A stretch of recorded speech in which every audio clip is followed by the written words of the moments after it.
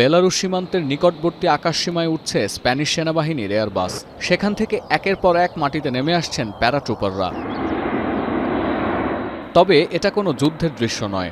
উত্তর ইউরোপের দেশ লাতভিয়ার পূর্ব সীমান্তে সামরিক মহড়া শুরু করেছে পশ্চিমা সামরিক জোট নেটো। সুইফট রেসপন্স 25 নামের এই মহড়া মূলত হাই প্রোফাইল বিমান অভিযানের একটি আনুষ্ঠানিক প্রস্তুতি। মহড়ায় ব্যবহার করা হচ্ছে স্প্যানিশ সেনাবাহিনীর এয়ারবাস A400M। লাতভিয়ার ব্রিগেড কমান্ডার বলছেন, এই মহড়ার মধ্য দিয়ে সামরিক জোট নেটো জানান দিতে চায় সীমান্তে যে কোনো অভিযান প্রতিহত করতে প্রস্তুত যোদ্ধারা। Swift Response, ja, viņa aptver ne tikai desanta operācijas, bet arī sauszemes operācijas, medicīnas iesaisti un ļoti lielu vingrinājumu priekš medicīnas.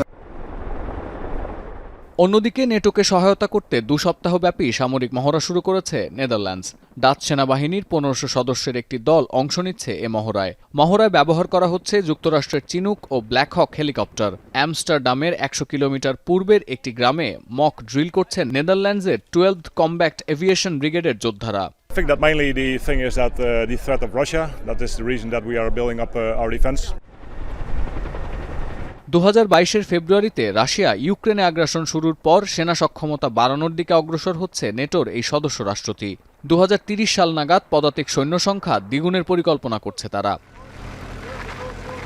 সতীর্থ কর্মকার, এখন বিশ্ব। মাঠের অলরাউন্ডার আমি, আর ঘরের allrounder Taylox. Taylox toilet cleaner, clean মানেই টাইলক্স।